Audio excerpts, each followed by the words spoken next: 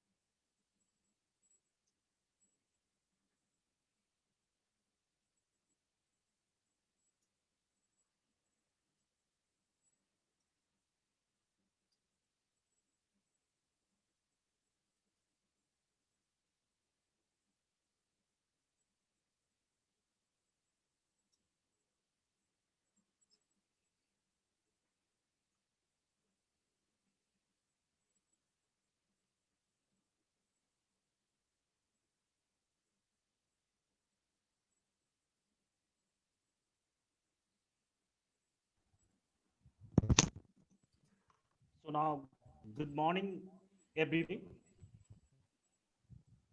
It's a very, it's a nice occasion, and in this trying time, the sort of initiative that New Literaria, a journal recently which has started its journey in this vast arena of English literary studies across the globe, and it is our first attempt to reach to the people, to reach to the academia, reach to the world in a trying time when COVID-19 has put us in a very separated, segregated world where everybody perhaps is unknown to each other, is not known to each other. Everybody is unknown. And in this journey, Assam Central University has been our collaborator. So my thanks to Assam Central University and numerous people, huge responses across the globe, 250 paper presenters, 40 distinguished speakers. To name a few, Professor Horis Trivedi, a distinguished scholar in post-colonial studies, a good translator who has been in connections with and is in connections with rather with different societies, chairs across the globe. So Professor Trivedi has given his consent to give the introductory lecture. Professor B. Lescoft is also with us, uh, and many more distinguished scholars. We are fortunate to bring them, to have them in the same platform to explore post colonialism. Yesterday, I was in a telephonic conversation with Professor Trivedi, and Sir very candidly confessed that nobody is now bringing post-colonialism in in this time. So uh, uh, you have brought it back to the discussion. Uh, so it's a very good effort. So my thanks to Professor Trivedi for his inspiring uh, words. And one thing that I must mention over here is that uh, this kind of Mahajoggo, I call it, this kind of mega event is has been made possible by my brother come friend Professor Tonmoy Kundu. He always actually he has done a tremendous job, and the vice chancellor of Assam University has given his consent to be to collaborate with us. So my regards to the Vice Chancellor of Assam University and the team behind. It has been a kind of teamwork. Tanmoy has been our leader, and I myself tried my best to help him, but owing to my administrative affair, I could not do much to that, to this, uh, to make it happen. But still, we are very fortunate that it is now our dream come our dream has come true. So once again, on behalf of the organizing committee, on behalf of New Literaria, I thank you all, and I uh, I actually switch over to Professor Baby Pushpashinha to begin the session. Thank you very much, with the hope that this webinar will be a grand success with the help of all the people related to it physically and mentally. Thank you very much.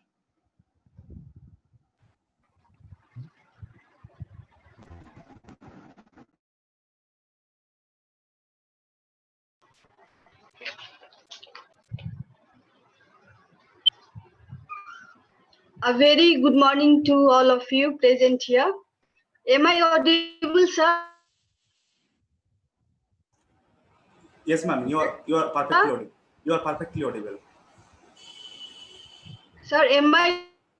Yes, ma'am. You are audible.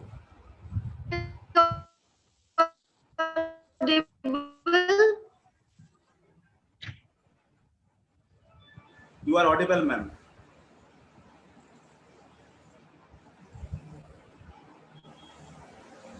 Okay, thank you. Okay, sir. So, Honorable Vice Chancellor, Assam University, Silchar, respected invited guests, thank you for making part of this event. So now I'll be reading the concept note, which is titled Rethinking the Post-Colonial Texts and Context. The significance of post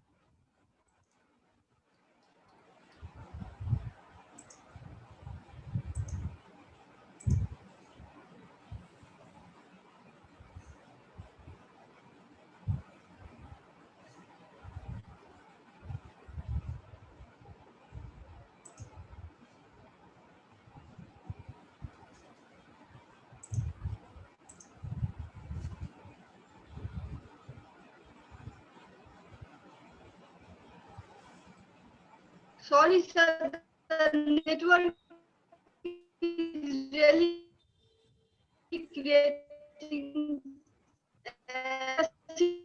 significance of post-colonial studies as a field of inquiry in an increasingly global world has or resistance to colonialist perspectives, representations, and narratives, chiefly under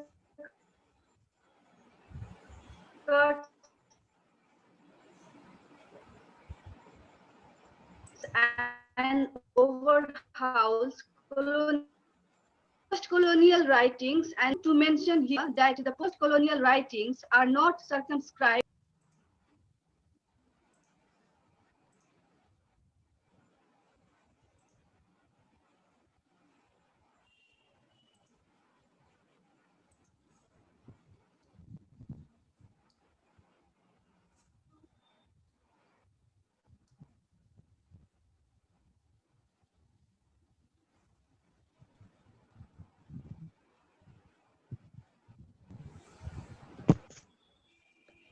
Done.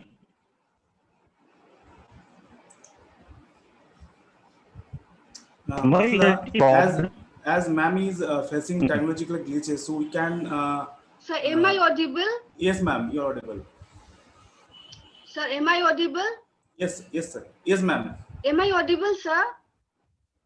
Yes, ma'am. You are audible. Am I audible, sir? Yes, yes.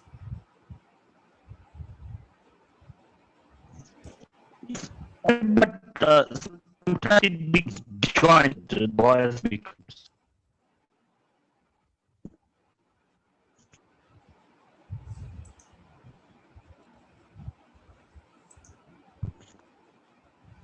On my, do you hear? You carry on. Partha, carry on.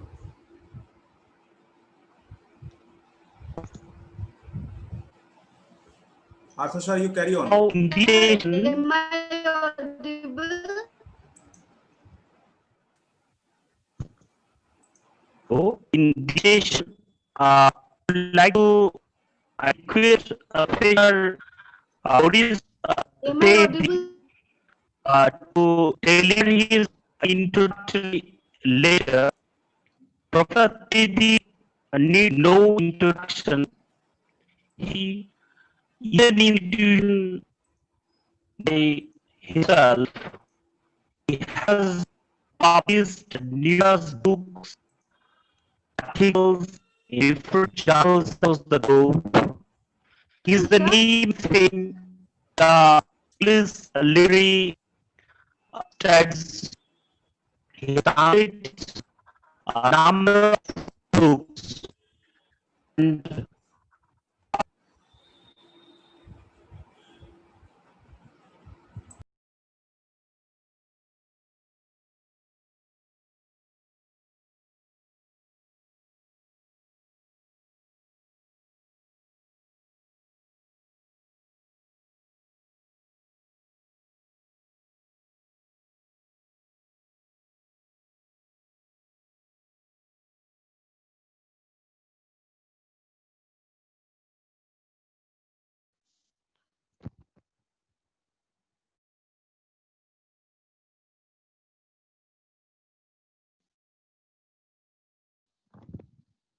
I'm extremely sorry. I beg your pardon due to technical request. The Vice Chancellor of Assam University for his inaugural address. Sir, please.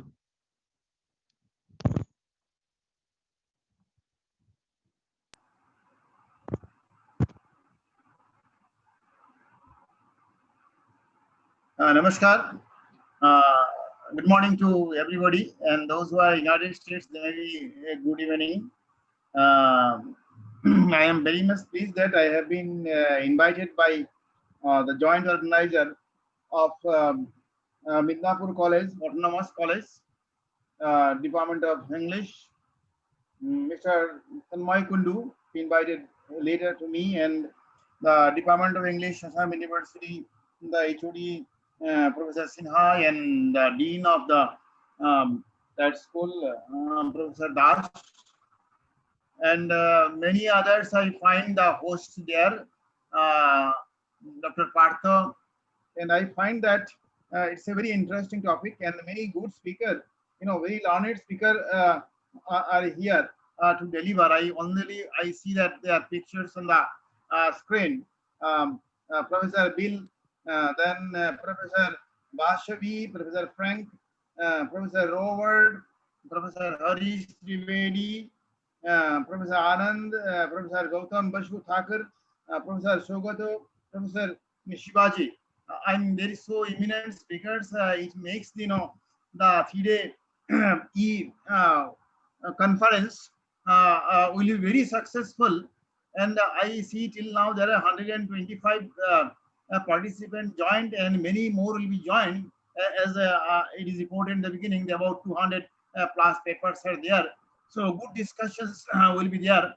I want to speak one thing, that the Indian education system was good till the British came, and the British started a education system which is not good for the Indian population.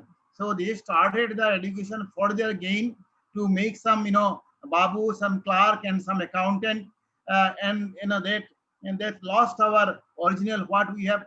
Maybe 2000 years back, people come to India to learn something, and then they made us that we have to go outside India to learn, and then a kind of mentality we developed because of that educational system. And after the independence, after the colonial period, even our education system had not been developed so far, which is adaptable to Indian people, and they can revive their glory whatever. But this new educational policy as an attempt to to regain our original thinking, original position. We have so many learned persons. Our education is so good. Otherwise, people would not come to this country to learn. So I think the new education policy is an attempt to revive our system and make it a Indian-centric.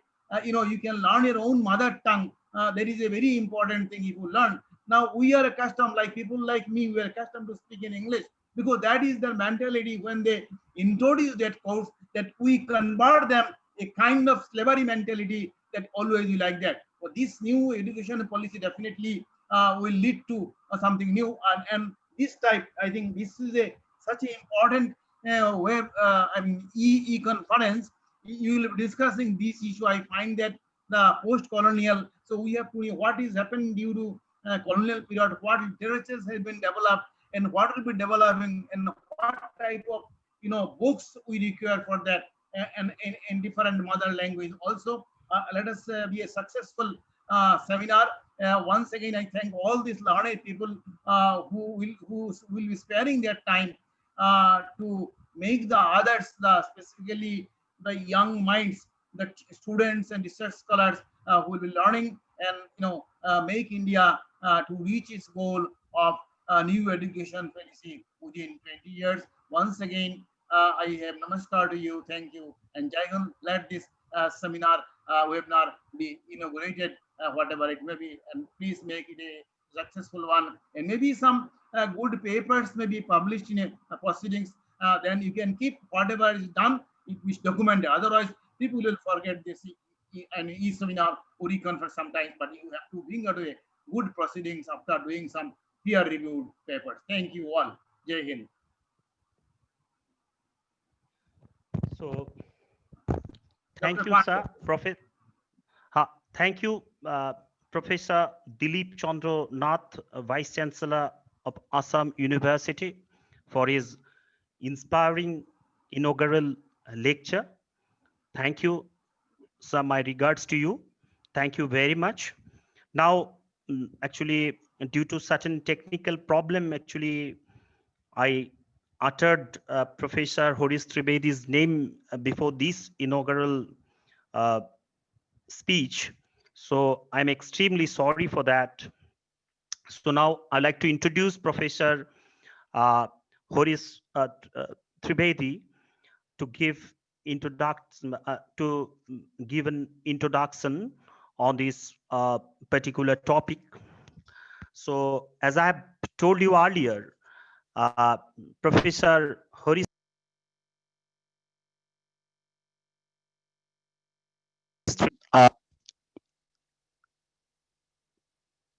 he is an institution by himself.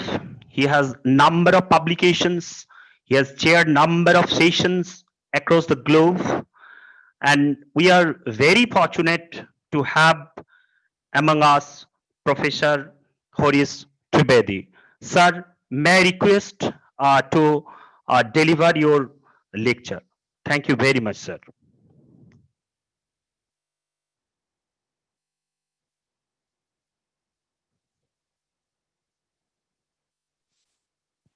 Yeah, thank you very much, Partho. Very kind of you to introduce the discussion. And I did not know that what I said to you privately on the phone will be the first thing that you will mention, that in my perception, the post-colonial is not being talked about very much anymore. But yes, that's a good thing and a bad thing both. Let me begin by saying that this huge conference that you have organized on the post-colonial feels to me a bit like homecoming. It's very nostalgic. We used to go to post-colonial conferences 20 or 15 or 10 years ago. some of my old friends, the usual suspects. I hear again, Bill Ashcroft, Baishabi Fraser, Paul Sharrett, Shaukat Bhaduri, any number of people whom I used to see under that umbrella, and many of them I see now under different umbrellas. They're all here. It's a delight to revisit. It's like, actually, homecoming in the sense, it's like going to a city and a home that one used to live in some years ago. But I hope that this conference will reinvigorate the subject and some of the issues that we used to talk about.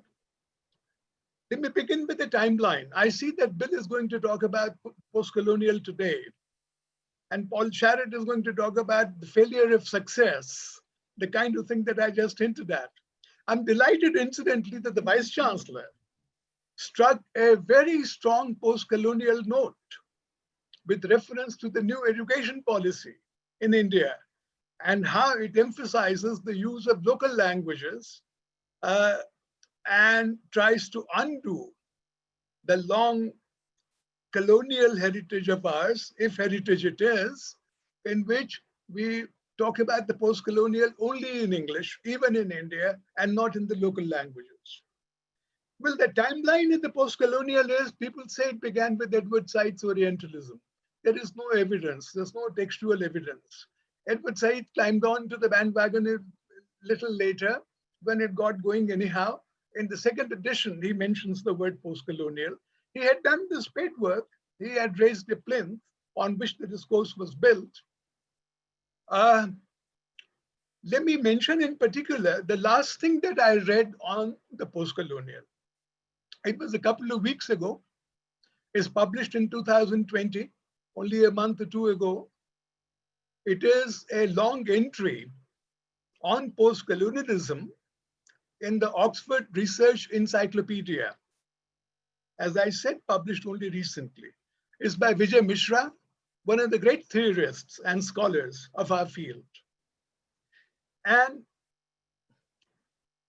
what he does is, as I said, there are many sections in that entry. It's a long entry. The last three sections are titled The Death of a Theory. Then, after death of a theory, and then the road not taken. That's why the theory died, according to his diagnosis, very scholarly diagnosis. I also get the same feeling that there were opportunities that the advent, the post-colonial presented, and somehow we failed to take them. And that is why it seems to be a discourse of the past, which had its usefulness, which had its excitement when we began to participate in it. In India, as many of you would recall, we held probably our first conference on the subject in 1994 at Shimla, and the book came out in 1996. And I must say that after that, this is probably the biggest post-colonial gathering that I have seen, the most eminent, for which, of course, one has to thank the hosts. There are three hosts, as I see it, to this event. And one is, of course, the New Literaria based in what is still called Midnapore. It's not Midnapore, it's Medinipur. Midnapore is what the British called it. There's a wonderful older name which has now been restored, Medinipur, the city of the world, it means. So that is one of the hosts. Silchar in Assam, that beautifully landscaped place with the river going right round it, is the second host. And to my mind, the third host, which has made this conference possible, is the coronavirus. If it were not for Corona, we'll not all be together in this fashion, because Midnapur and Silchar would still be trying to find the budget to invite 1 or 2 distinguished speakers, not 25 of them. Now, the wonderful thing, Corona has caused many deaths. Let's not take it lightly. It's still causing deaths. Death is called the great leveler. But Corona has brought in the Zoom and Skype age, the age of the cyber e-conference, and that is also a great leveler. Medinipur can organize something like this. Silchar can organize something like this. let's hope that the post-colonial discourse and other discourses also exploit this new level field in the academics across the world. So the death of theory, the after death of theory, the road not taken. Let me also mention a title by Robert Young, the great historian of the post-colonial. After writing a very long introduction, then a very short introduction, 2 different books to the post-colonial, Robert also wrote an article called Post-Colonial Remains. There is a pun on the title. What remains, whatever little remains of the post-colonial. And also, of course, that the post-colonial has not gone, it still remains. Those are, I mean, if it were not for punning, where would academics be? The wonderful Shlesh Alankar, as we call it, Shlesh or Yamak, we have 2 words for it. Much of it is a play, word play, trying to have it both ways, and that's not a bad thing. So maybe there is a lot of life still left in the post-colonial. What was it that made it go away much too soon, much too quickly, at least in the perception of some of us? I think it started out as 3 things. It started out as an oppositional discourse, oppositional political discourse. And it started out as a historical discourse, describing the post-colonial period. And it started out by emphasizing the colony, not the metropolis, but the colony, not the ruler, but the ruled. These were the 3 pillars on which post-colonial discourse was supposed to stand. These were the sources from which it was supposed to draw its strength. The oppositional was diluted and the historical was diluted fairly quickly because it became so fashionable, so trendy, so successful that everyone wanted to share of the cake. Everybody wanted to join the discourse. I heard Englishmen say that they're also post-colonial because they were the colonizers. How can only the colonized run this discourse? And then, of course, America came in, and that was even more wonderful. When America comes in, discourse becomes huge. But at the same time, the discourse becomes American. It cannot remain local. The other thing, as I said, was history. There is a very early statement from even before Edward Said, identifying the new political development that needed to be understood, that needed to be emphasized, and that was the colonies becoming post-colonies, the colonies becoming independent. And Hamza Alawi, writing in the mid-70s, I think, said that this discourse is specific to the countries that were colonies and gained their independence in the first 15 years after the conclusion of the Second World War. That was the post-colonial moment in both Asia and in Africa. But now I find everybody is post-colonial. I go to China and they say, well, we are semi-post-colonial.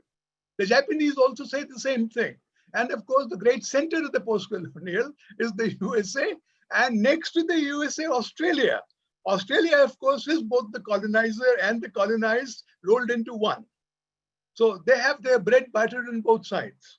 In America, one has to go to 1776 to have any effect of it, any sense of it being a colony.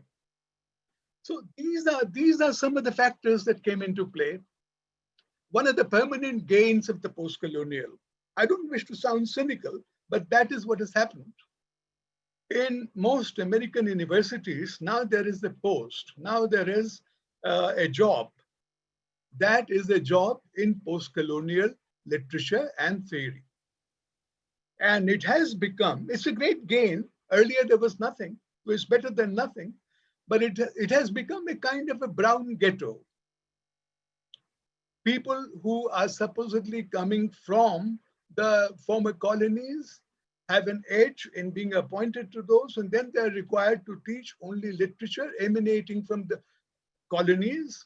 They're not called upon to teach Shakespeare. though there is some difference. Somebody from Asia can teach Africa, and somebody from Africa can teach Asia as if they were the same thing, but not beyond that. That's why I think it's a bit of a ghetto.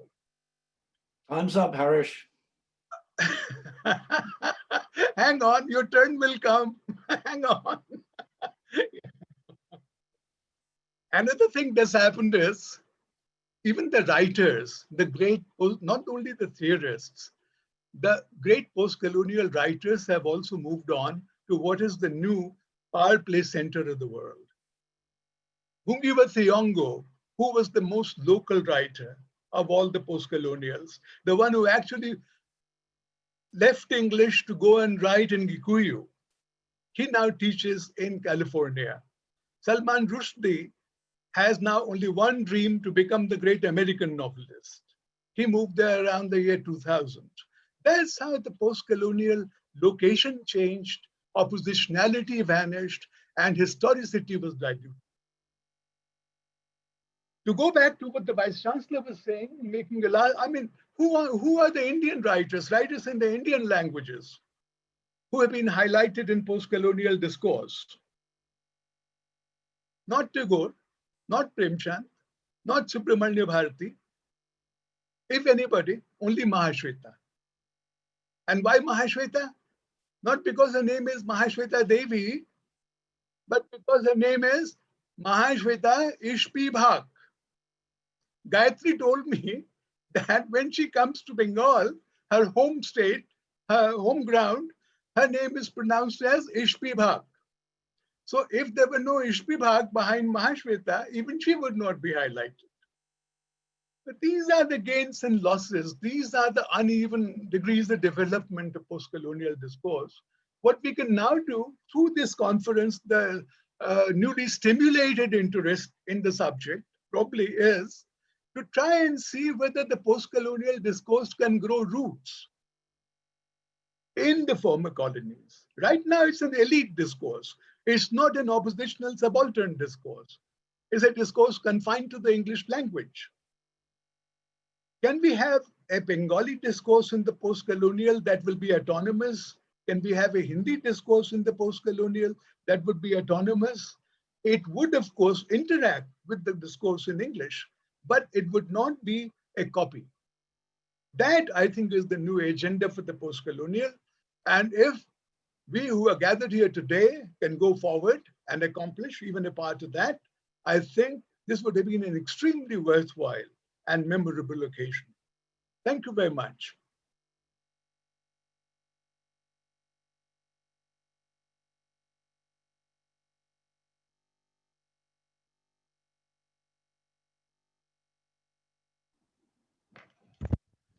Thank you, sir, for your inspiring, enlightening, full of informations, and always, as it happens, you have given a new dimension. I think in these 3 days, all these ideas will be explored further. So thank you for this sort of a beautiful, inspiring lecture. So now we'll move on to the next segment. In this part, we have with us Professor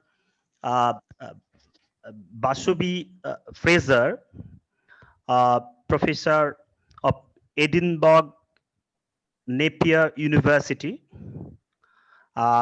Professor Fraser, she's a poet, children's writer, editor, translator, and academic. As a transnational writer, Basubhi's work traverses continents, and she writes about Scotland and India. And she is a professor of emerita and a former professor of English and creative writing. She is the co-founder and director of the Scottish Centre of Tagore Studies and chief editor of the academic and creative e-journal, Gitanjali and Beyond. Basubi is also a Royal Literary Fund Fellow at the University of Dundee and an honorary fellow at the Centre of South Asian Studies at the University of Edinburgh. In addition to all these, she has received numerous awards and from different countries, and she is a noted writer and a very familiar name so far the creative writing is concerned. So I request Professor Basubi Fraser to introduce Professor Bill Ashcroft, and in this way our session will move on. So may I request Professor Basubi Fraser, no, the platform is yours. Thank you, ma'am. Thank you very much, Partho, and thank you to Tanmoy, to Medinipur College for hosting this mammoth conference. It's very brave and it's wonderful to see familiar names, to see the Harish again. And Bill won't remember me, but we met at the Calcutta Club in pre-pandemic days after a conference at a lunch. So welcome, and it gives me great pleasure to introduce Professor Bill Ashcroft, who actually doesn't need any introduction. If Edward Said created ripples amongst a lot of people who felt that suddenly their voices would be heard, I think Bill Ashcroft did the same with having co-authored The Empire Writes Back. It was a seminal text, and I know my students still read it today. Harish, you'll be glad to know that I did not teach as a post-colonialist, but as a straight English literature person. That was my induction. Right. So Professor Ashcroft has written 21 books, quite staggering, and over 200 chapters. He has books translated into various languages, and Harish has just been talking about regionality and the linguistic decolonization that we need. So brilliant. And the books include, I can't go through all the list, but Colonial Transformation, Post-Colonial Futures, Caliban's Voice, I love the title, Intimate Horizons, and Utopianism in Post-Colonial Literature. So without further ado, we're really looking forward to what Professor Ashcroft has to say about post-colonialism today. Over to you. Thank you. Thank you very much, Shabi, and thank you, Tanmoy, and the organizers of this conference. I'm going to share my screen, and let's see if that's going to work. This can be tricky.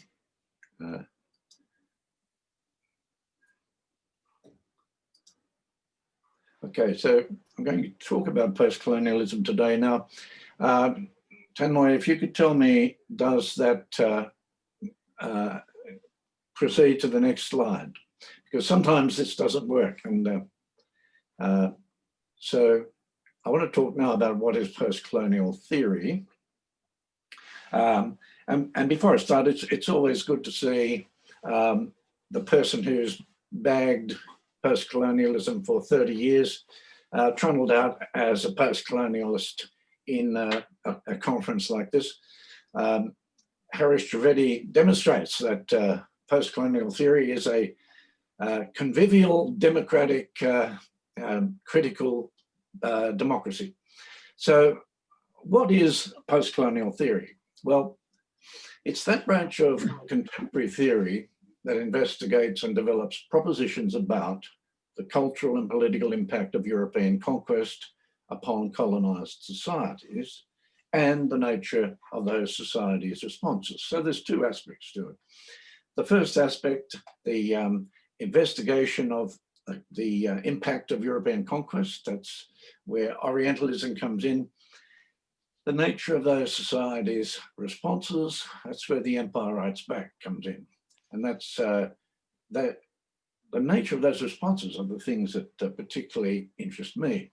Now, the term refers not to post-colonial, because in the 50s and 60s, social scientists and historians referred to post-colonial as a chronology, but the term in literary terms refers to post-invasion, not post-independence. And importantly, it identifies neither a chronology nor a specific ontology. There's no way of being post-colonial. It's not after colonialism, nor is it a way of being. I want to stress this very, very strongly. Post-colonial is a way of reading. And that way of reading is adaptable to many different kinds of colonial and imperial power. So it's a reading practice that draws attention to the profound and continuing effects of colonization upon literary production. Anthropological accounts, historical records, and scientific and administrative writing. And above all, of course, it's a reading of post-colonial literatures. Now, post-colonial futures, the future of post-colonialism has been talked about for well over 20 years. And at the beginning of this century, people were talking about what was post-colonialism and where is post-colonialism going. I wrote a book myself in 2001 called Post-Colonial Futures. And the interesting thing about this is that in the 90s, this is the impact that post-colonial theory had. The language of post-colonialism drove the cultural turn in globalization in the 1990s. And this language of post-colonialism drew the language of globalization away from economics towards culture. And so globalization studies began to be interested in cultural globalization. This was a direct impact of the language of post-colonial theory. Now, there has arisen a plethora of ideas about the future of post-colonial studies, as I suggested. And I've written a book myself, as I said, but there's all kinds of ideas about the future. And to me, the very plethora of those ideas suggests the strength of post-colonial analysis, post-colonial reading. And there are growing themes. When we're talking about post-colonialism today, there's a number of themes that draw within its orbit. The idea of transnational literature. So each one of these topics could produce a paper in itself. But transculturalism, multiple modernities, world literature, cosmopolitanism, the post-colonial sacred, and post-colonial eco-criticism. These are all branches of post-colonial theory that have developed in their own way. Now, some of these, like transcultural literatures, of course, are not purely post-colonial, but the interesting thing is that post-colonial theory, post-colonial analysis, post-colonial reading has paved the way for a view of these things that is quite transformative. So what I want to focus on is the continuing relevance of post-colonial analysis. Now, we all know, of course, that the British Empire is well and truly over, but post-colonial analysis, because post-colonial is not after colonialism, it's not a way of being, but because it's a way of reading, it continues to be relevant. The empires of cultural, technological, and economic power and their colonizing effects are still open for the analytical gaze of post-colonial reading. And this is where post-colonial theory continues to reshape itself, to reinvent itself as it becomes relevant to a changing world. Now, the interesting thing is that what I described as a convivial critical democracy includes all kinds of people, including those people who critique the field itself. So it's a field that seems to be open to all kinds of different approaches, all kinds of different attitudes. And that, I think, is its strength, its adaptability, and its capacity to direct itself to the changing nature of imperial power in the world today. So what I want to talk about in terms of post-colonialism today is how am I developing post-colonial studies? Well, there are three things I want to talk about: post-colonial utopianism, borders and bordering, and the transnation. Now, the first is the subject of a book that I've written, Utopianism in Post-Colonial Literatures. Now, of course, people think about utopianism, they think about utopia as a vain kind of wishful thinking, a fantasy, and indeed it is. But utopianism has been extremely relevant to post-colonial literatures. It's interesting that the Utopian Studies Society was formed in 1988. The Empire Writes Back was formed in 1989. So they sort of lived their life together. My interest in utopianism really stems from Ernst Bloch's magisterial, The Principle of Hope. It was written between 1938 and 1947, but translated into English in 1986, and it has become the absolute center of utopian studies. And this, of course, has been backed up by Frederick Jameson's Archaeologies of the Future. And it's important to realize there is a difference between utopia and utopianism. Utopia is the placeless place of More's Utopia, and utopianism is the spirit of hope.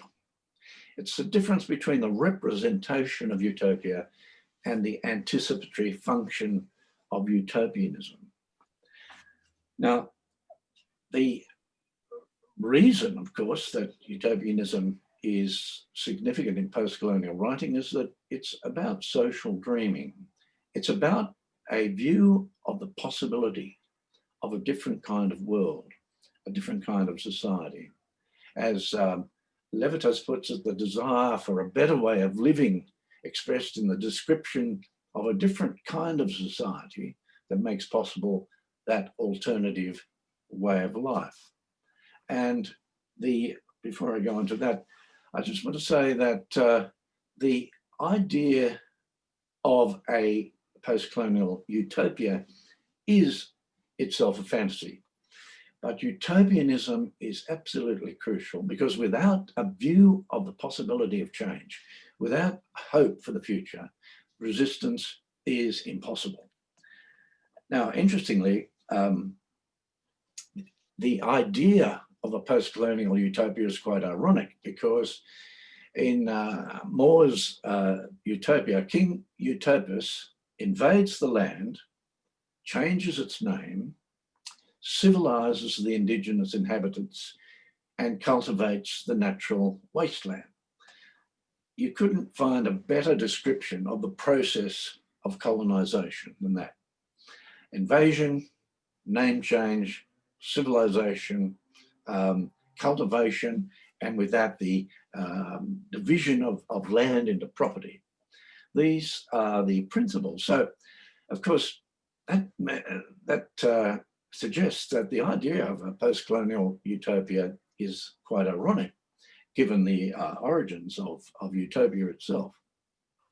But as I say, utopianism is crucial because, as Bloch says, utopia may be a fantasy, but without hope, we cannot live. And that hope is the hope that has driven post-colonial writing since the invasion, since the beginning of writing by the colonized. So now the interesting thing about this, and this is a theme that runs through my work and a theme I want to continue to think about, is that the significance of the link between utopia and nation, the link between imperialism and national identity was first brought out by J.A. Hobson in Imperialism, a Study. And he said colonialism in its best sense, by which he meant the settler colonies, is a natural overflow of nationality, the nationality of the English overflowing into other countries. But he also says when a state advances beyond the limits of nationality, its power becomes precarious and artificial. Sorry about the absence of S's there, but he says also empire-bred nationalism undermined the chance of a true internationalism. But Partha Chatterjee, on the other hand, said the nationalism is a blow against true decolonization. National form is hostile to the cultures of colonized societies. So here's an interesting thing. The thing that drove the fight for independence was the idea of a nation. And yet the nation itself was an inheritance of the empire, the idea of a nation. And the national form is hostile to the cultures of colonized societies. And many, many writers have been struggling with this and demonstrating how the nation has, the idea of the nation has betrayed the possibilities of a different kind of world. And in India in particular, we see the utopianism of writing has led to the critique of the nation state. And Tagore and Gandhi in particular, the critique of nationalism is profound. And I want to suggest, just as we go, that there is a very strong relationship between nationalism and racism.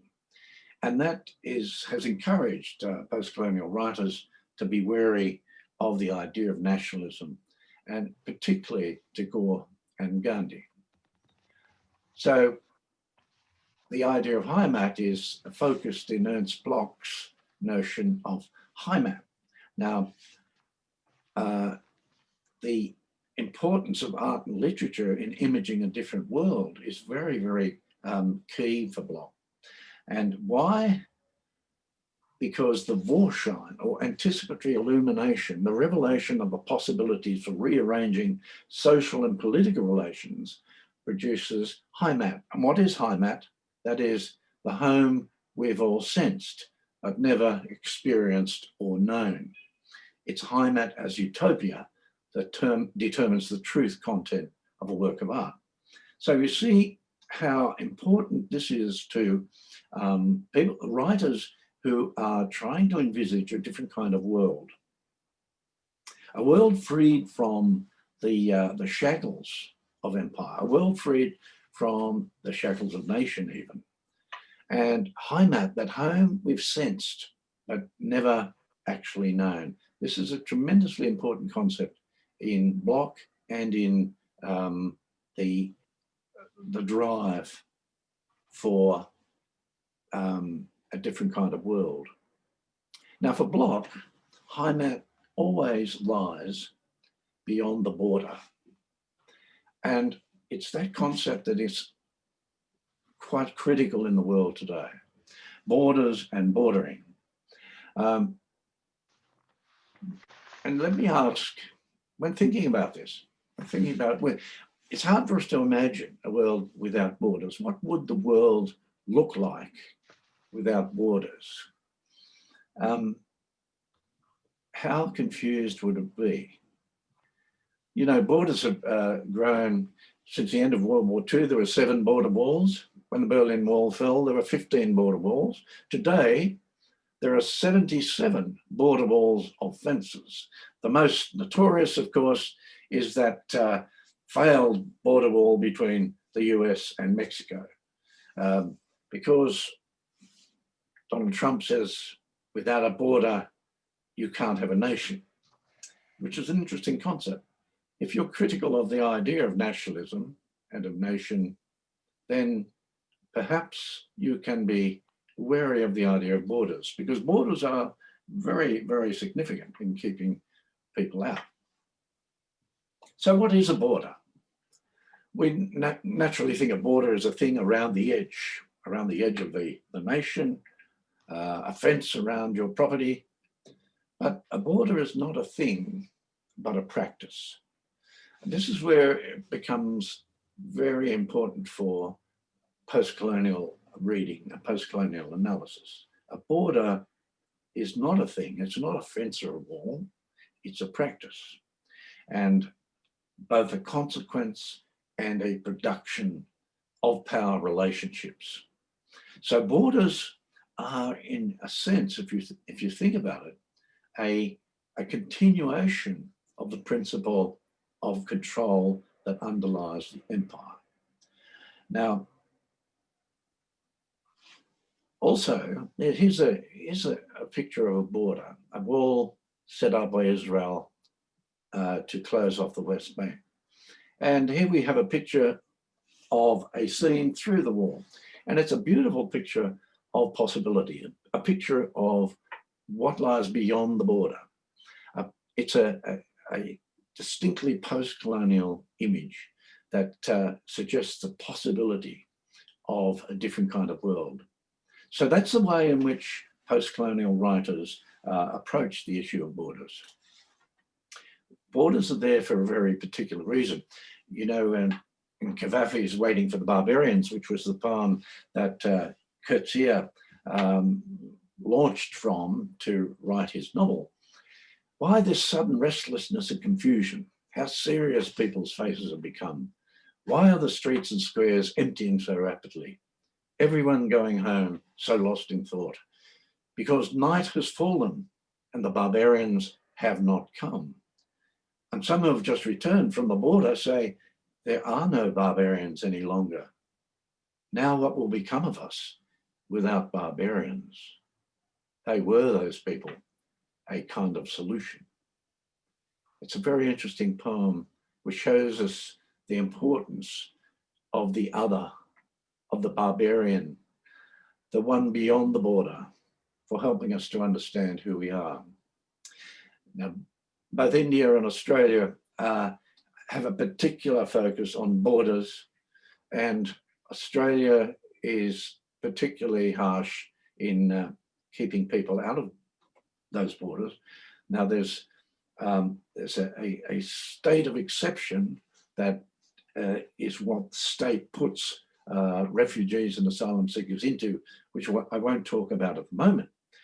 But this poem demonstrates how important it is for us to have others, have enemies, have barbarians to help us understand who we are. But borders being a practice are just not around the edge of a nation. Borders exist within as well.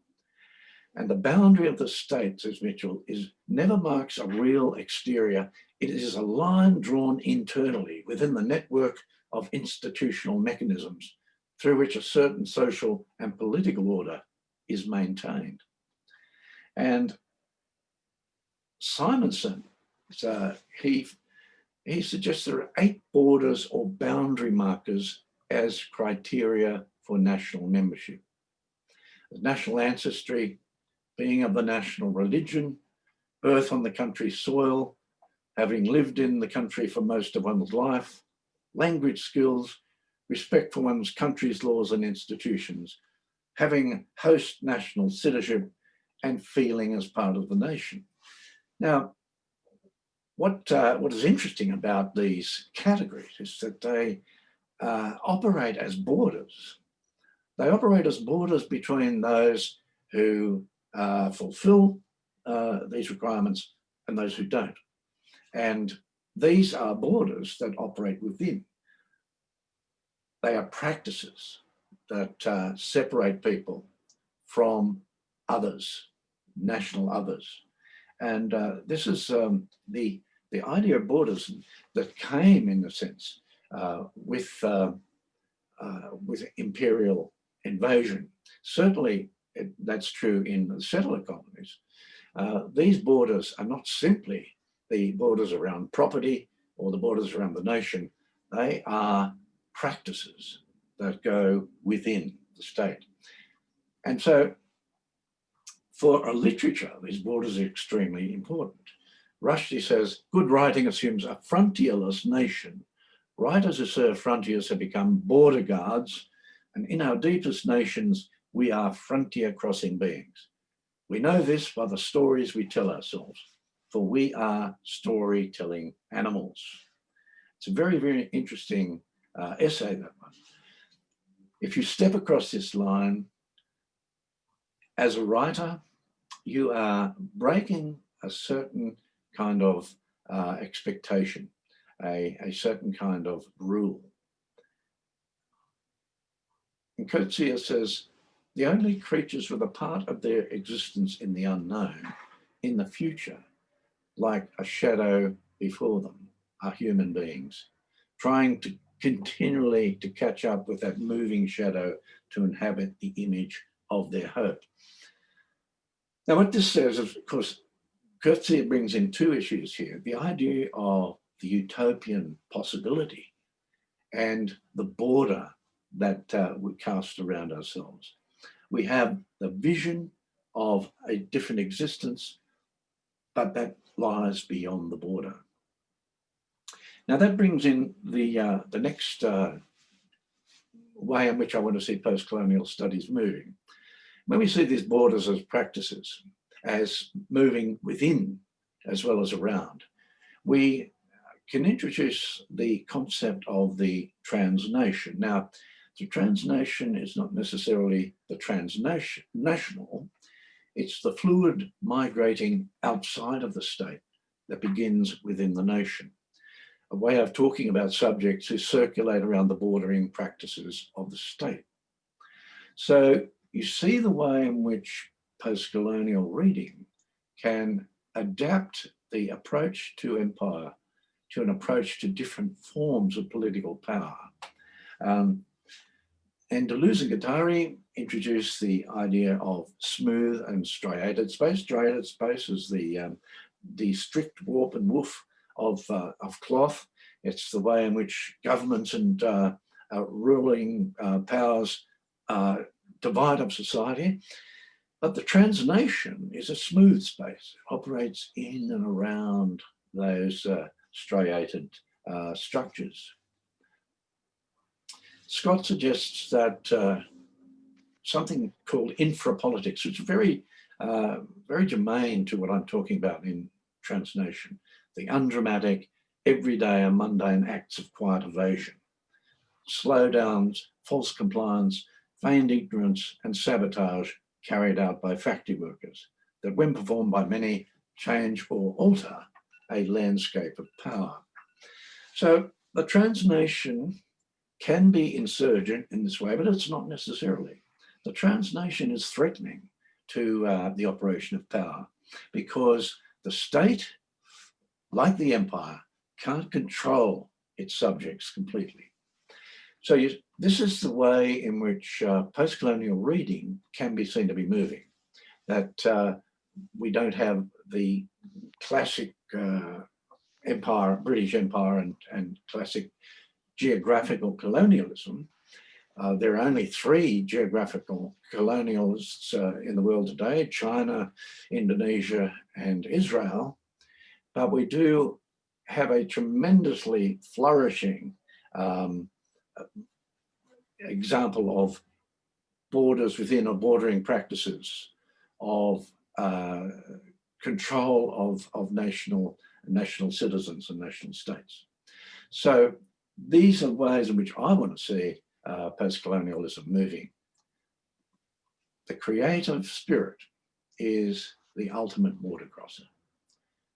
And that is why post-colonial literatures have been the driving force of post-colonial theory. Thank you very much.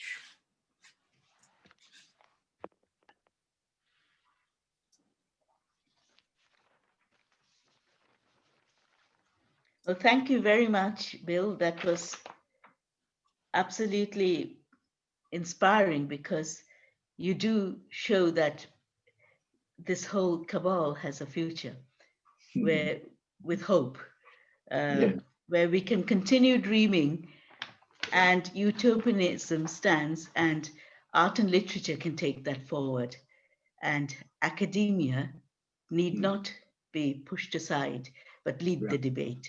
So thank you very much for that. Thank you. Thank you. Do we have time for questions? No. Or are we just going to leave it till the end?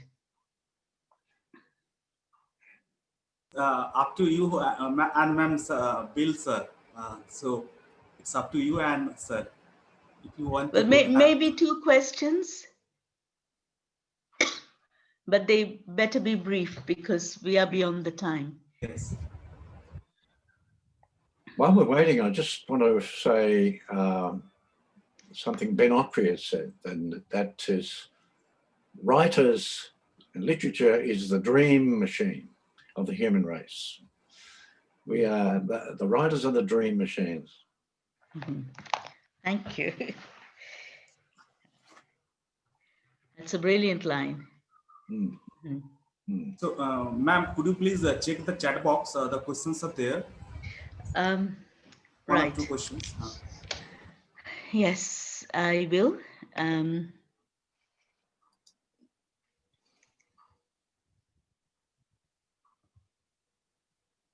There are many comments. Okay, I've got a couple of questions. Is there a distinction between eco-criticism and post-colonial eco-criticism? Yes, I see that one. Now, only in this, post-colonial eco-criticism brings out the fact that the ecological destruction of the world was the consequences of imperial invasion throughout the world. This is where weeds, for instance, became global. And so it's significant for the fact that imperialism drove the well, I won't say destruction, but certainly the erosion of the environment. But it's also important because imperialism turned the temperate regions of the southern hemisphere into granaries, into food basket of Europe.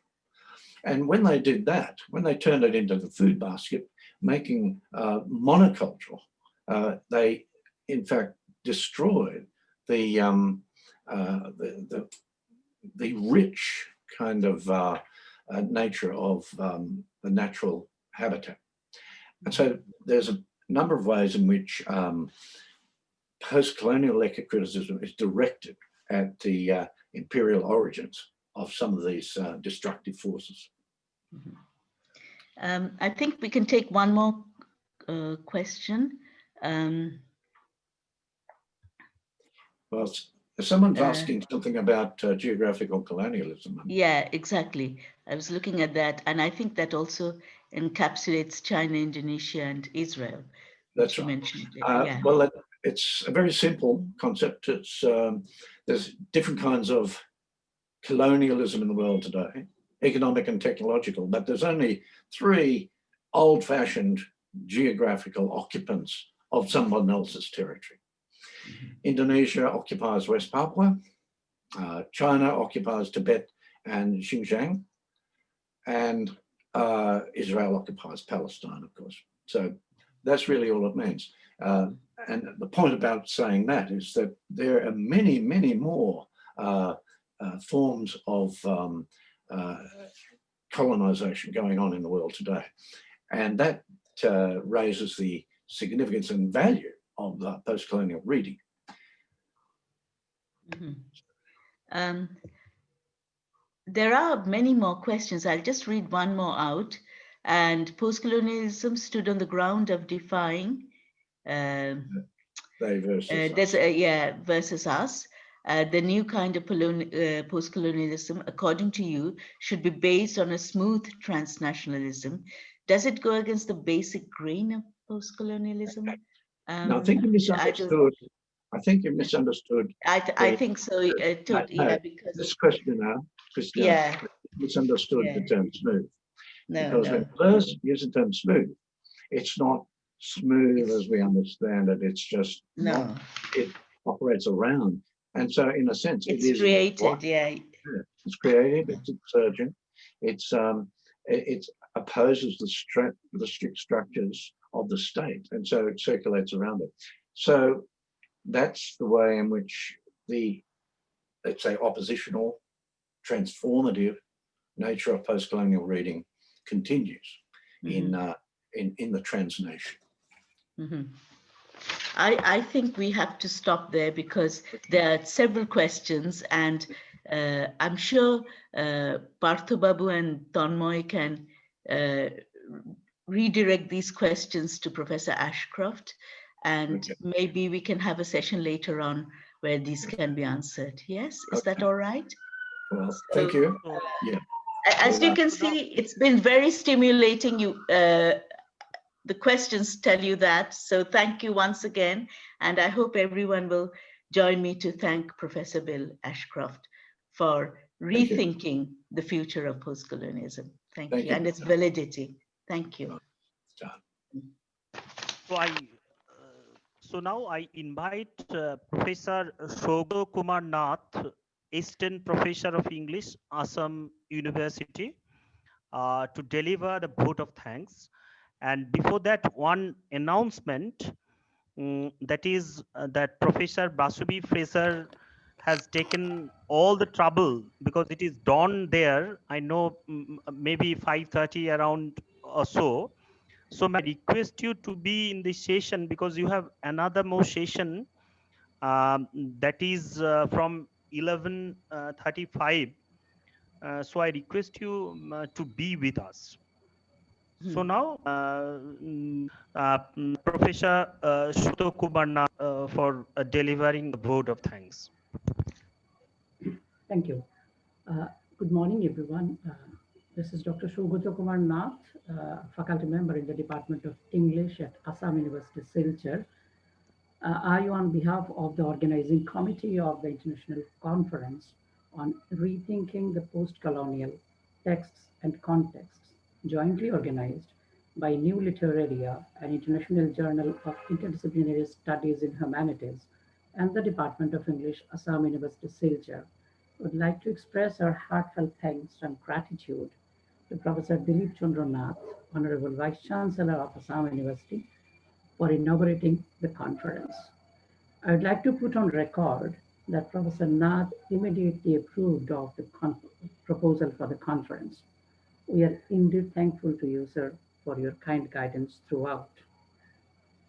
On behalf of the organizing committee, we express our heartfelt thanks and gratitude to Professor Harish Trivedi of the University of Delhi for delivering the inaugural speech of the conference. It is indeed a matter of pleasure and honor to have Professor Harish Trivedi to deliver the inaugural speech of a conference on post-colonial studies, an area of studies on which Professor Trivedi has immensely and significantly contributed. His speech, I'm sure, has set the tone of the conference. Thank you, sir, for spending some of your most valuable time with us. We're immensely benefited by listening to you. We are indeed fortunate to have Professor Basubi Fraser to chair the session on keynote address. Professor Basubi Fraser, who is associated with Edinburgh University, Napier University, is a well-known name in Tagore studies and studies associated with India and Scotland. And Professor Basubi Fraser is also very well known in this part of the country, especially because of her book, Bengal Partition Stories, an Unclosed Chapter. And in this book, one of my most favorite poems is the poem, This Border. We are immensely thankful to Professor Fraser for sparing most of her valuable time with us. Thank you, Madam, for being here. We express our heartfelt gratitude and thanks to Professor Bill Ashcroft of the University of New South Wales, Australia, for kindly delivering the keynote address of the International E-Conference on Post-Colonial Studies. Professor Ashcroft, who is a critic and theorist, has a significant name in post-colonial studies. In fact, many scholars who have had their introduction to post-colonial studies through the writings of Professor Ashcroft. It's always nice listening to Professor Ashcroft, and I remember to have hosted him at our university at Silchar, Assam University Silchar, in 2005. And I listened to Professor Ashcroft last in 2017 in a conference in Pune. Thank you, Professor Ashcroft, for being here. To have him here as the keynote speaker to a conference on post-colonial studies is indeed a matter of honor for us. We are thankful to you, sir, for kindly sparing some of your most valuable time for this conference. We also express our heartfelt thanks and gratitude to all the resource persons from within the country and abroad who have kindly consented to chair the academic sessions and who have also consented to deliver the invited talk. We express our heartfelt thanks to you all, sirs and madam. We also express our heartfelt thanks to all the invitees who have kindly joined us in spite of their busy schedule. We are immensely thankful to the overwhelming response of the participants who have submitted the abstract of their papers to participate in the deliberations over 3 days. We also express our heartfelt thanks to all the people who have directly or indirectly helped, guided, and inspired us in our endeavor. Thank you all. So, thank you, Professor Shoguro Kumar Nath, for your very precise, brief, and significant vote of thanks. So now we'll move on to the next session. So in this session, the session will be chaired by Professor Dibendu Das, Professor of English, Assam University. Professor Dibendu Das is a very significant scholar, has published number of articles, attended seminars, and is a member of different literary studies and all over the globe. So we are happy to have Professor Dibendu Das to be the chairman of this session, and our speaker of this session is Professor Paul Sarod. So now, Professor Dibendu Das, the time is yours, sir. You please begin the session. Thank you very much.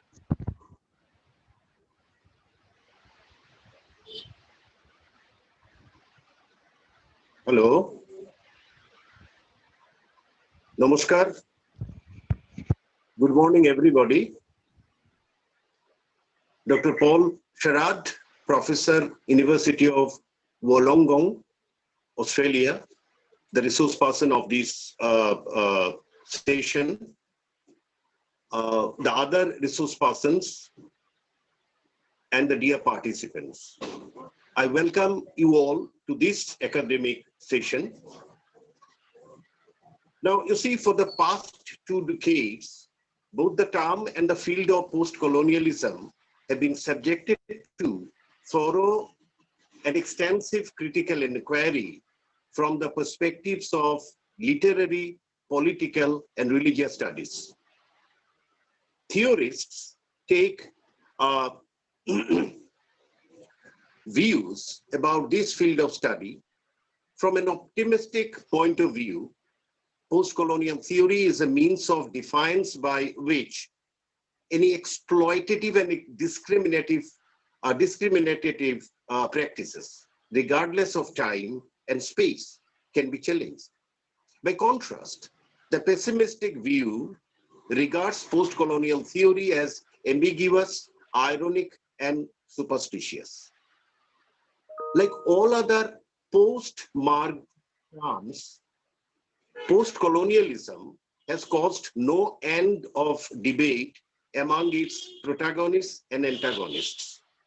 While the authors of The Empire Strikes Back, Bill Ashcroft and others, champion a loose use of the term post-colonial in expanding it to the literature of Canada, Australia, and the United States, Simon During defines post-colonialism as the need in nation or groups which have been victims of imperialism to achieve an identity uncontaminated by universalist or Eurocentric concepts and images.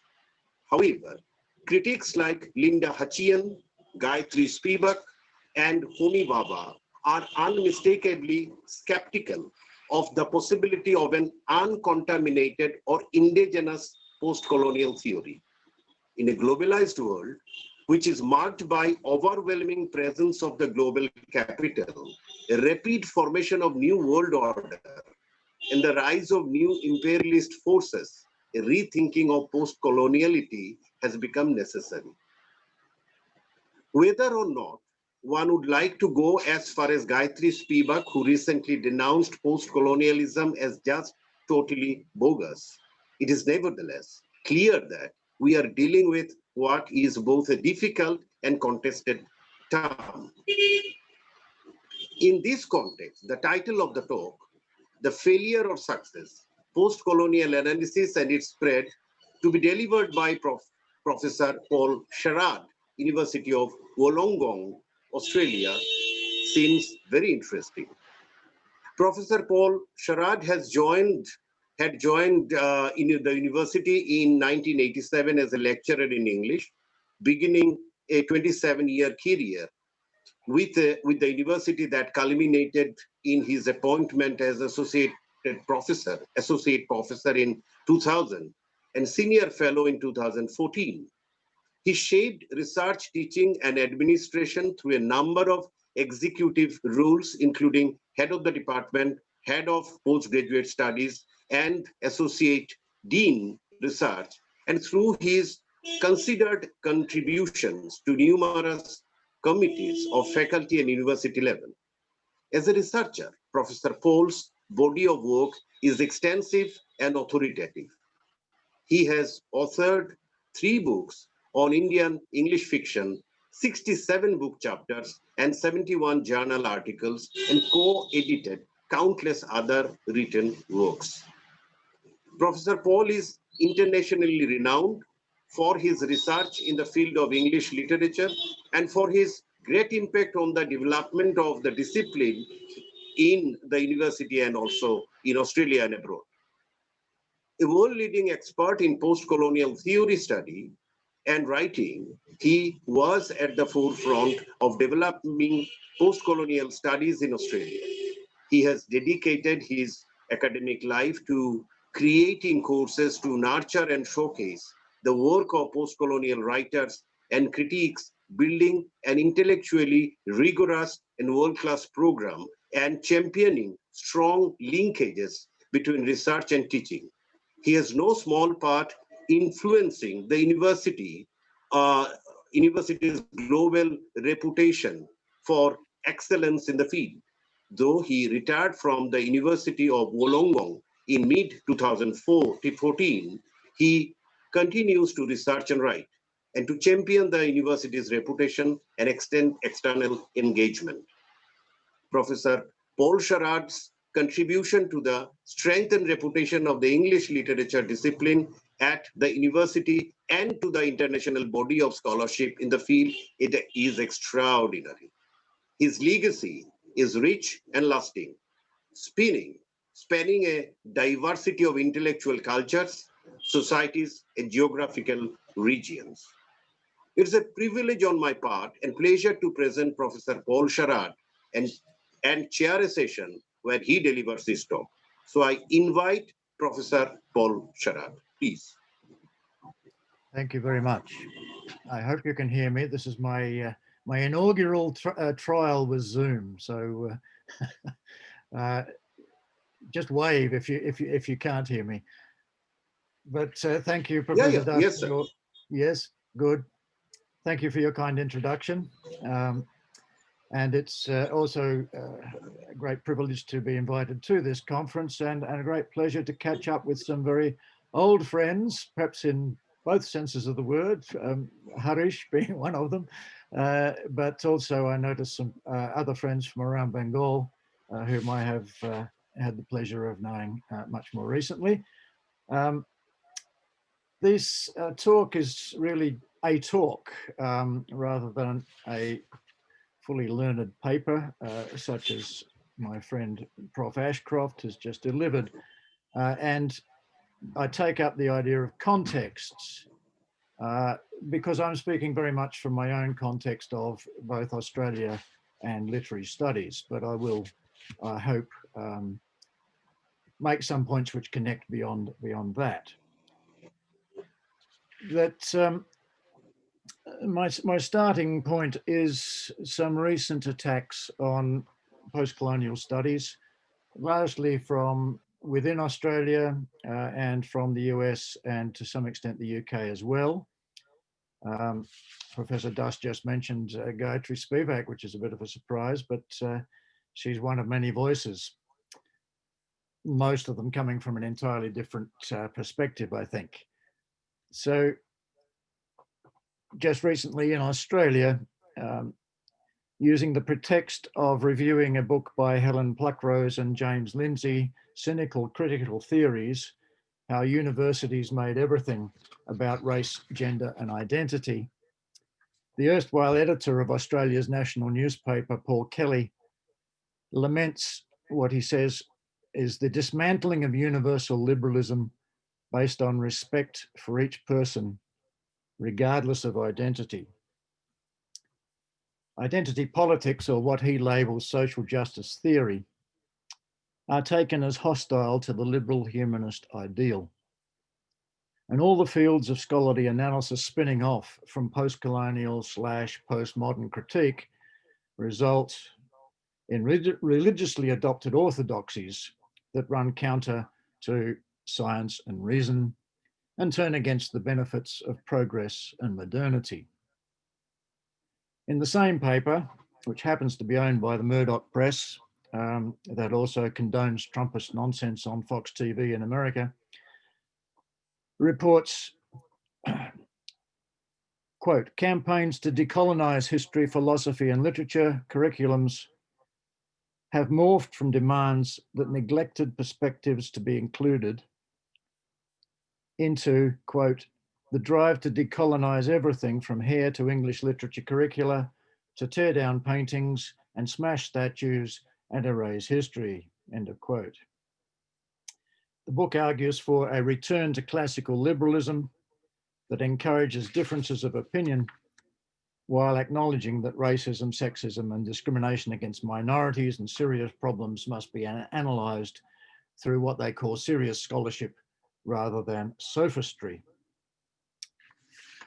Now, there's a good deal of sophistry in those similar voices who turn political correctness from an interest in social equity into a derogatory label. And we could also point out that the French and American revolutions stemming from the so-called reason and the Enlightenment are in fact some of the sources of post-colonial analysis in the long term.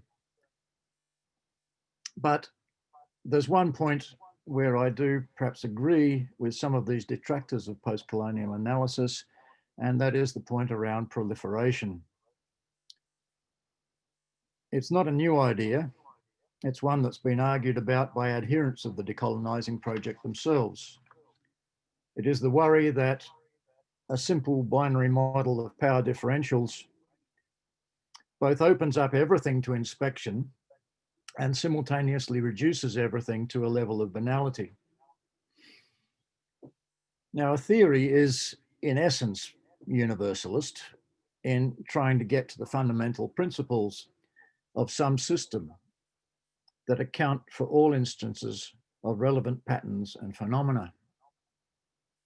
Thus, we shouldn't be surprised when, from origins in decolonizing literatures and discourses arising from British imperialism, there's an academic Me Too movement in which countries and cultures from, for example, Eastern Europe and Latin America discover that they too were othered and devalued under different regimes.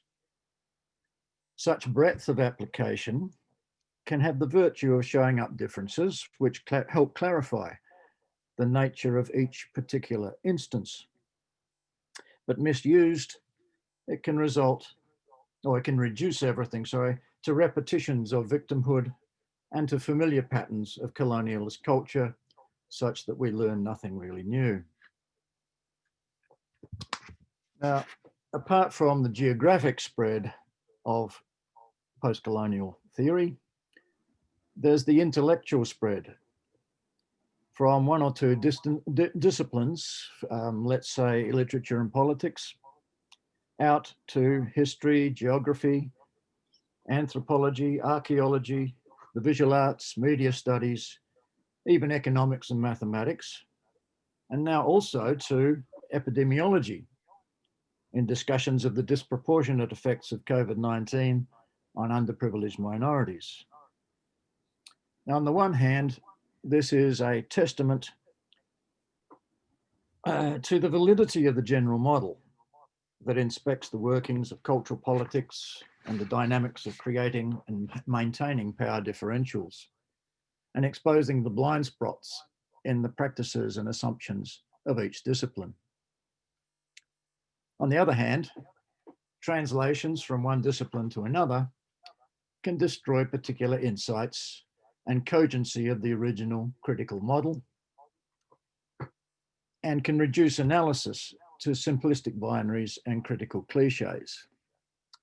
Reading around, certainly in the literary field, everything these days seems to be a third space.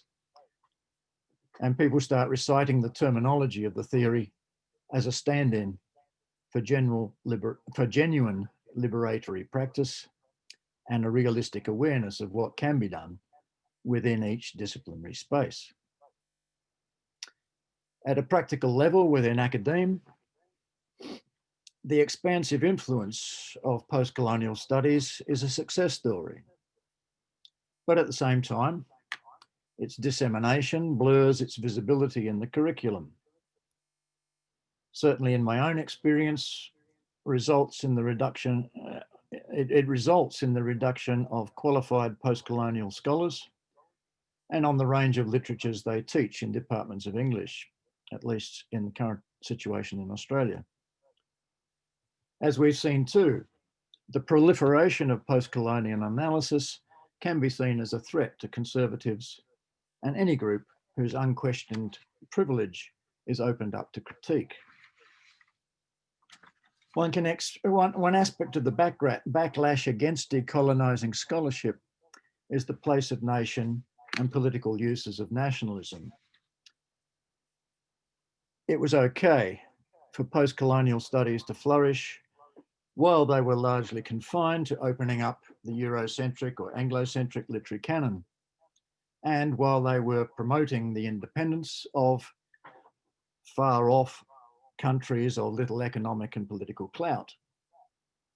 But once they started pointing to the reproduction of colonialist patterns of policing power differences in the nation itself, privileged voices, both black and white, began turning on the critical apparatus, bad-mouthing it as postmodernist nihilism and taking its spread across different intellectual fields as a totalitarian device for suppressing a variety of opinion. One wonders whether the turn to the transnational, which is certainly the turn in Australian literary studies, is not an attempt to deflect attacks from the strategically wounded pride of nationalist liberals. And I should add that when I'm talking about the transnational turn, I don't mean what Bill Ashcroft was talking about, but simply the notion that the nation is always already, if you like, engaged with and by international flows. In that context, it might be a strategic idea to retain frameworks of national study of at least literatures or cultures as an apparent means of appeasing those critics of the post-colonial, under which decolonizing analysis might sneakily continue. Critics of the post-colonial worry about the all-encompassing encroachment of intersectionality. And obviously, good scholarship needs to retain an understanding of how nationality, race, gender, ethnicity, class, caste are all interwoven, and how the specific dynamics of one strand can determine the workings of another. Equally, the generation of new knowledge relies on misuse of materials as we import literary metaphors into philosophy and take models from, say, biology into literary studies. We need cross-disciplinary interconnections, but creative misappropriations can also lead to mistaken understandings of what is actually possible. The politics and psychology of Frantz Fanon in the early days of certainly Commonwealth literary studies was productively taken over and made to do cultural work for decolonizing literary projects. But on the other hand, the textual theorizing of early Homi Bhabha, to take but one example, has been both criticized for not being sufficiently directed at political issues and used beyond its actual remit to wrap socio-political analysis in clever sounding jargon. So I turn to think about the axiology, to use the phrase of somebody like R. Radhakrishnan. And by that, it's the turning of things about the axles, the articulation of different knowledges. So I suggest that we keep activism and theory in dialogue and hold a productive cross-fertilization of disciplines while returning to a sharper focus on exactly what we do and can hope to do within our immediate disciplinary practice spaces. Broadly, post-colonial studies, understood as a multi-form project of decolonization, need to keep at their center the dynamics arising from imperial colonial systems. These can intersect with and inform power patterns in wider race, gender, sexuality, diaspora studies, and so on. But those do not always have at their core the same defining focus. In my own area, I see some validity in holding to examinations of cultural politics, both within and around literary texts, while getting back to consideration of the literary qualities rather than the sociological or political ideological qualities of those texts, and also of the systems producing them as literary. Attacks on the humanities draw some punch from the fact that we've too often defined them in the terms and on the turf of the language of the attackers. If the humanities are useless knowledge, then they are so in the same way that astrophysics does little to alter our lives. And it's really only our cultures that allow one, the scientific end, to garner millions of research money, while politicians bicker over the few $1,000s that they hand out to the humanities. I guess we can also add that even within our disciplinary areas, we should persist in international working, but be clear that the systems of understanding will be read and applied differently, depending on where they gain hold. The general discussions of the history and uses of post-colonial theory in the United States, for example, often seems quite alien to my sense of its origins and use from an Australian perspective. We might return to an acceptance of what post-colonial analysis was criticised for early on, that it lacked a theory. In doing so, we can reject the dismissive linking of what we do with the right's disparaging homogenisation of theory as obfuscatory and elitist. We could also hold on to decolonising analysis as project, process and praxis. But in so doing, pay attention to the kinds of specificities that Gayatri Spivak has insisted on, not just historical and social, but also disciplinary. The last point to be made is that it's not enough to keep trotting out a backward-looking inspection of colonial times and texts.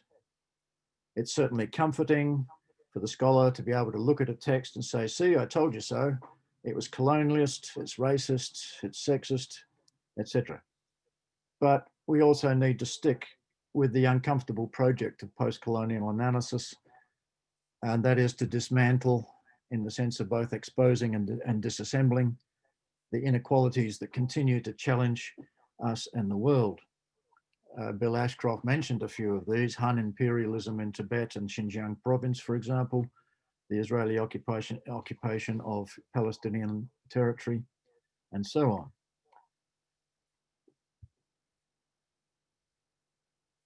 We can also continue to wrestle with, certainly in the Australian case, the very vexed question, and this comes back to Bill's closing point about the creative spirit being a border crossing tool. The vexed question of balancing the response, or the right of the creative writer to imagine and cross boundaries, and the responsibility of that writer to respect the intellectual property of other voices in other cultures.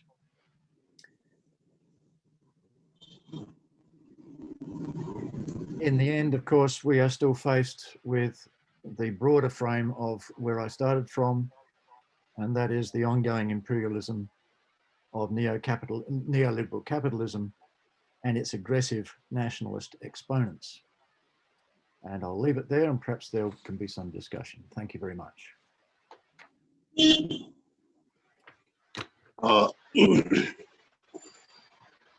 Thank you, Paul. Thank you so much for your so precise and very pertinent kind of your deliberation, which definitely I believe has added to the whole gamut of the discourse today. Now, you have taken up post-colonial theory as colonized, and it has colonized as some people, some opinions believe that certain other disciplines now than its origin in literary and political studies. And this has produced, as you have mentioned, challenges of application within academy and hostility from media commentary. Now, in your deliberation, you have examined critically some of the benefits and shortcomings of this situation and argued for a carefully nuanced articulation of discipline, focus, and interdisciplinarity. In this context, there must be some observations. I would like to take a few quick responses from the participants. If you have any query, please let me know. I hope I am audible. Yes, sir. Yes, sir. You are. Okay. So please, if there are any queries, any questions, please, and they must be very quick because we are running short of time.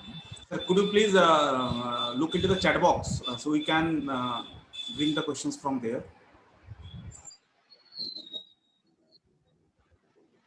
Hello. Yes, I've So got access to the chat box.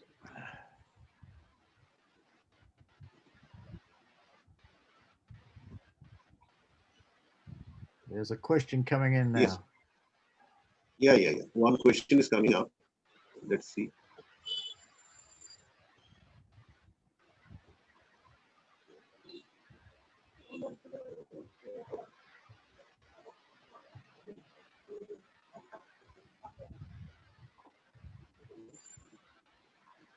In the meantime, I would like to request to Professor Sharad to say a few words about translation and the role of translation in this context before the question comes in this particular context, because I believe and we all believe that translation plays a very important role in this context. Would you say a few words? Yes, I mean, I was thinking about translation in the broader sense of transposing, you know, one disciplinary knowledge into another space. But clearly there have been discussions of translation within a sort of cultural politics. What gets translated, what doesn't, is part of a decolonizing problematic, if you like. And various people other than I have talked at length about this. It's something that crops up very clearly within formations of what's now known as world literature, which I have severe questions concerning. Things seem to get selectively translated in that context, and texts even within English are selectively taken up for comparative discussion as world texts. What counts as world becomes a post-colonial question, if you like. So there's obviously more to be said on that topic, and there are some questions coming up on the chat group, which I see. One is about the digital humanities. If you knew the panic that had attended to my getting online at all, then you would know I'm not the person to be answering this question. But I can come up with a few quick observations.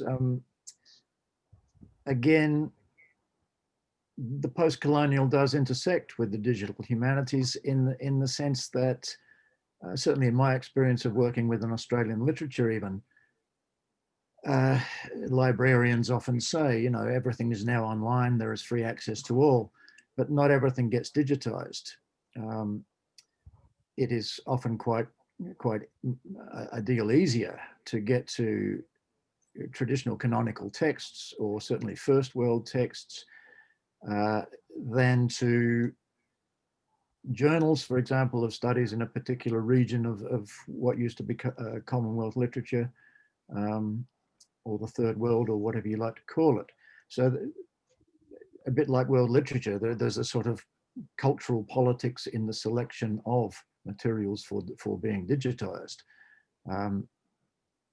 Obviously, at the same time, the digital humanities can throw an awful lot of light on the presumptions we've made about, say, our national literatures and what counted as our national literatures in the Australian context. There's a good deal of work done through digital records to show that our reading habits have not been everything that certainly the academic scholars have of literary history of Australia have presented as being what is Australian literature.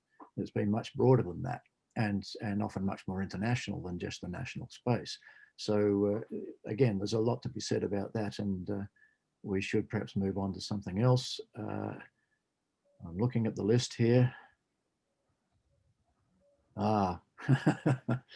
Somebody has picked me up on COVID and the vaccine. I don't think it's any surprise. Go on. So, Professor Sharad, there is a question from Onindita Shom. What are your thoughts on the emerging fields of digital humanities? Yeah, can you hear me? I was just talking about that very point. Then there is another question here. Onindoshan Choudhury, he wants you to say a few words on what you think about the rise of authoritarian populism the world over. Yes.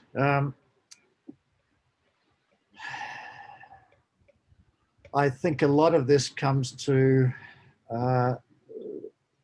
one of those phrases I finished up with, which is neoliberal capitalism, and also to the sort of digital media beyond the humanities that people spend a lot of time on the internet and pick up all sorts of ideas that are not necessarily scholarly ones or reliable ones, that they are encouraged to do so by the nature of global media, by the cultural legacy of, you know, the post-Margaret Thatcher and Ronald Reagan era, and certainly by the Trump era, where we are encouraged to be consumers and individualized, atomized individuals, rather than citizens and groups, communities, which I suspect is something that that Bill's idea of the transnational also engages with. And our reduction to individual consumers and individual consumers of information without necessarily a collective way of working out what makes sense and what doesn't, has led to all of these conspiracy theories, for example, to distorted ideas of what liberty actually means, to the idea of the sovereign citizen who owes nothing to the state, even though the state might be supplying public health and other such benefits to the individual. The neoliberal idea that it's kind of an evil to be paying tax to the state, or the state shouldn't intervene in our lives in any particular way, leave it to the market. So there's a lot going on there, but I think that has a, you know, is some way of explaining the turn to populism, but populism is also played upon by a conservative elite allied with global capital and using nationalism, particularly a very jingoistic kind of nationalism, to manipulate the political scene. Thank you. Thank you, sir. I think we can take one more question at the most, even though there are quite a few queries there in the list. But then let me take one more, and then we will have to wind up this session. This is from Monica Panikkar, and she writes to have your views on colonial attitude of rich countries during this pandemic, especially towards the vaccine and fighting.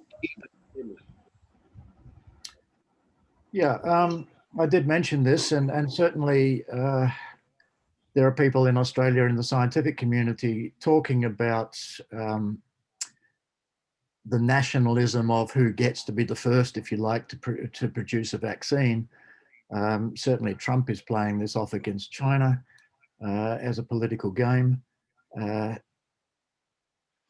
There's a great deal of debate too about how readily available the vaccine will be and to which countries it will most readily be available.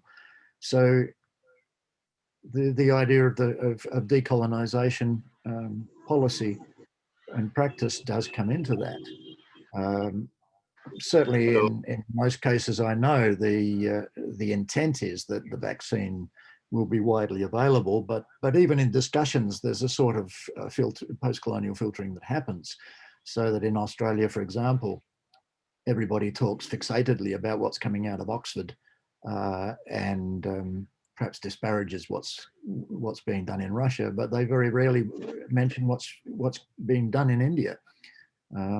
So I think it confirms our worst suspicions of the ongoing effects of colonialism, if you like, or at least the attitudes. Yeah.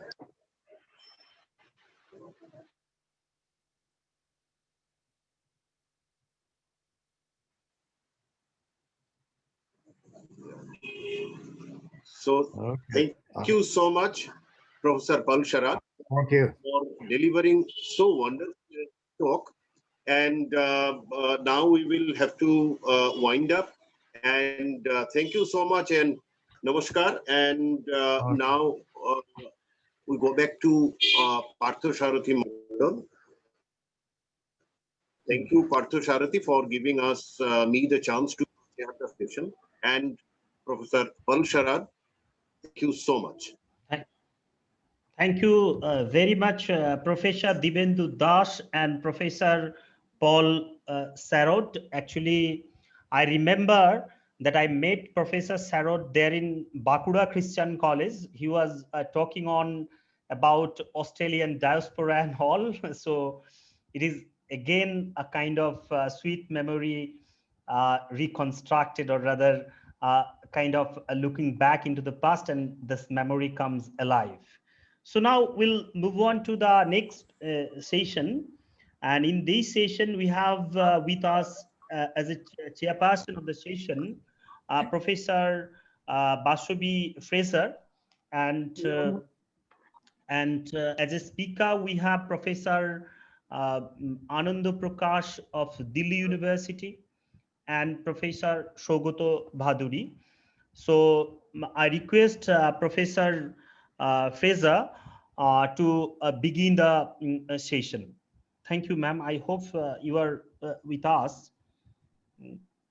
Yes. I'm here. Okay. Yes. Thank you, Partho Babu, once again. So now it's your session. Thank you, ma'am. Okay. Thank you. Welcome, Professor Anand Prakash. It's a great pleasure to be able to introduce you. It's good to see that a Marxist theorist is still alive with us. I mean,